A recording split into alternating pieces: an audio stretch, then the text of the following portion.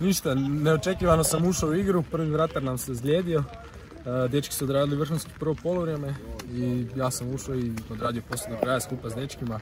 Na kraju nam se otvorilo, rezultat je takav kakav je, ali vrlo dobra ekipa Kralja Tomislava koja sigurno će biti svima težak protivnik.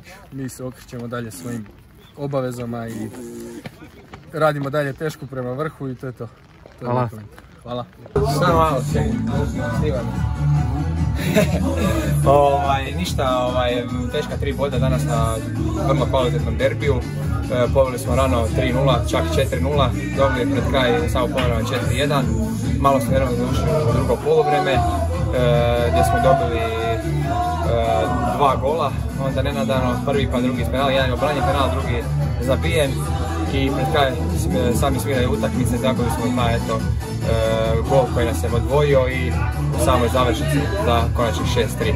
Vrlo dobra utakmica, s jedne s druge strane, korektna, pravi zagrebački derbi.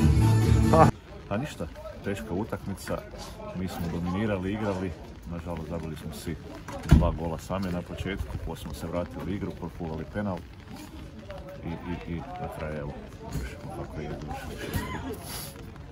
A evo nam je trenera, domaće momčadi, da čujemo komentar utakmice. Komentar utakmice, pa zabili smo više golova nego kaj smo ih primili. Vrlo jednostavno i pobjedili smo. To bom ti objavio. Nema veze, kaj, a kaj lažem? Da smo zabili više golova nego kaj smo primili.